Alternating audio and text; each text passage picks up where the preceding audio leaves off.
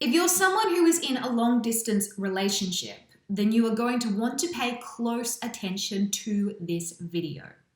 The reason why is because right now, COVID, lockdown, the global pandemic has put more stress on long distance couples than ever before. When are you going to see each other next? That is the question. And in this video, I want to give you some practical strategies on how to strengthen your relationship over this distance, try and build some certainty in uncertain times, and know what to do when you can't see each other indefinitely.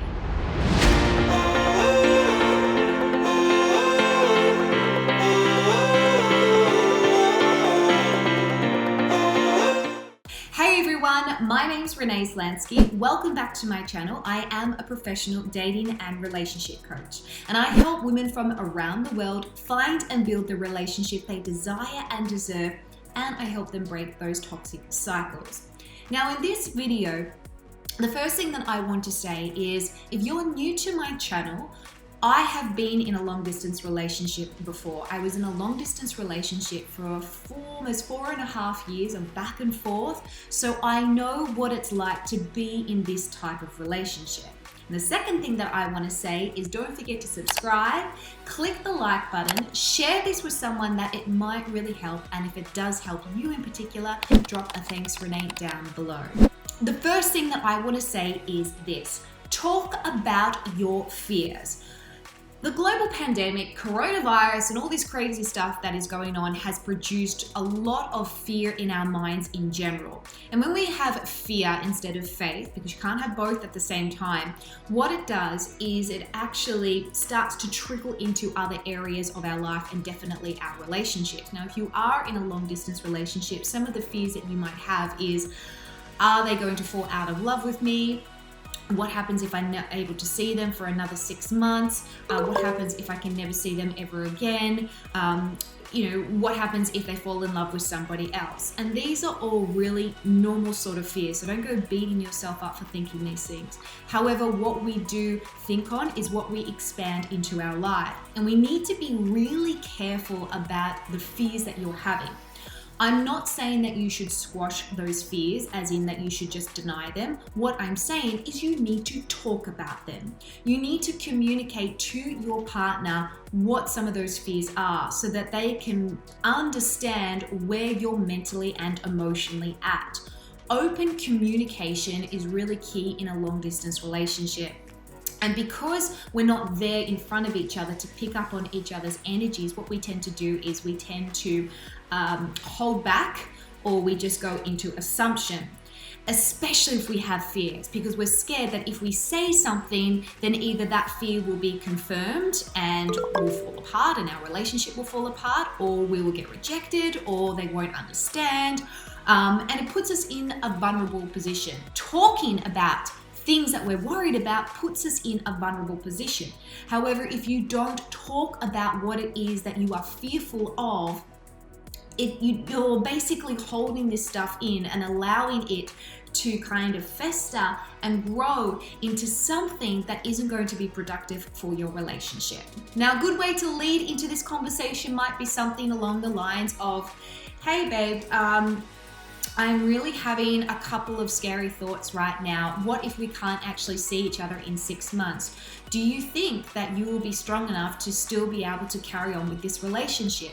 Now that's a pretty full-on question. I totally get it. Essentially, you're saying, are you cut out for this? Because I'm worried that you're not, or I'm worried that I'm not cut out for this. But we've got to have these tough conversations in tough positions. The second practical thing to do is obviously use video frequently.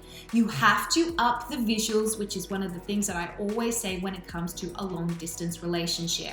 Now, when I say use video frequently, I mean set time aside to actually use that video. Don't just always do it on the run, or you send a little video here and there. That's nice, but you actually want to connect. You want to prioritize time with each other, and that might be literally locking in a time saying, okay, let's do a call at 3 p.m. my time, 8 p.m. your time, and let's jump on.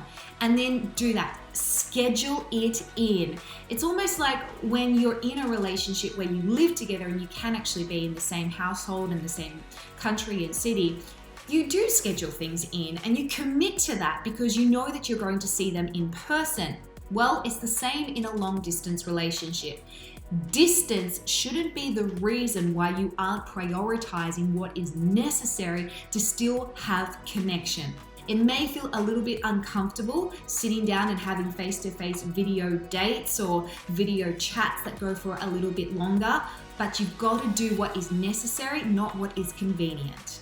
The third thing to do, which might seem like crazy, but I think it is wise, is plan for the future.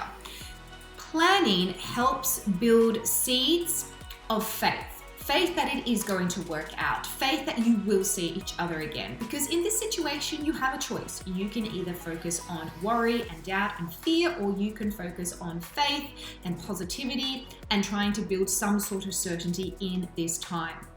Now, don't necessarily go and lock in travel dates or travel plans because of what is going on with flights and cancellations. However, start planning, start doing something. Whether you say, okay, why don't we aim for 3 months down the track for us to actually meet up. I'll fly to you and we can maybe do a staycation. Let's start researching a couple of things that is going on, okay? Planning also means doing your back end to see what effort is required to actually make it happen. Planning isn't just about going, oh, wouldn't it be nice to do this and throwing it out in the air. You need to do real planning as if it is going to happen. The difference between just wishing and actually putting that wish into action is literally action. You have to do what is necessary to make it happen as if it is going to happen. Now, it might not happen. It might, be delayed a little bit longer. We can't predict a lot at the moment. However, that isn't the point. The point is that you are trying to ingrain in your heart and in your brain and in the communication and the relationship that you have that you will see each other again and that it will be sooner rather than later. And in the meantime, to solidify that conviction, you're doing something about it physically. Now, the fourth thing is something that I used to personally do when I was in a long distance relationship with my man, and it's something that I think is really old school and never goes out of fashion. But before I tell you, don't forget to subscribe, hit the like button, and if this is helping you, drop a thanks Renee down below. Okay, the fourth thing is this. Send packages to each other, send love letters to each other, actually send physical evidence of your thoughts and your efforts for that person in the mail. Now, it's really easy to do things digitally, right? You send them a quick digital video. You might even send them a digital birthday card if it's going to be their birthday, or Christmas, right? Christmas is the big thing coming up now. However, by actually putting in that effort to find a card in the grocery store or make one if there's no stores open for cards, or do something that requires you to do a little extra and then post it to them, they have a physical reminder that you are still making an effort in their life. It's also, I believe, an act of romance. It's showing that you are, again, prioritizing time to go to all this effort to send them something that might even be really little, that might even be just a letter, but then they've got something of you. And I think that is what counts. I mean, yes, we can get on a phone call and talk, or we can text, and you probably talk every day to them. But there is something so personal and something way more intimate and special about actually writing a letter to your lover. The fifth thing to do is this. Keep the consistency of keeping each other updated with the little things going on in your life. When we are overwhelmed by circumstances, what we tend to do is we tend to just focus on that. We tend to focus on the overwhelm and we forget about all the daily nuances that can still bring us joy. Again, whatever you focus on, whatever you fear, you pull into focus, or whatever you focus on, you basically pull into your life.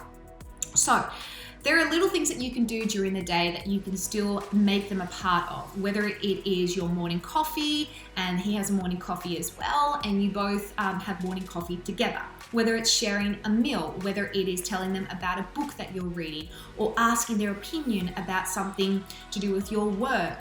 Don't go and lose all those little things that actually help solidify a relationship and make you work together as a team. And lastly, number 6, focus on love. Don't just focus on feelings of fear. Love is obviously something that is incredibly powerful. Now, love alone cannot save a relationship. However, in this instance, holding on to that love and strengthening that love and choosing to bring your focus in on love can really help you keep and save this relationship. It's almost like those two star-crossed lovers, right? And they realize that, distance can never divide them because they're so in love with each other. Distance, whilst it can really break down a relationship and really be difficult, it can actually strengthen a relationship as well, because then you learn to love different ways. You learn to love through communication. You learn to love through choice rather than feelings, or rather than just being in that person's presence. I think that this is an opportunity for you and your partner, if you're in a long distance relationship, to work out how can we communicate love to each other when we can't see each other. How can we choose to put on love even if we have moments of uncertainty and fear?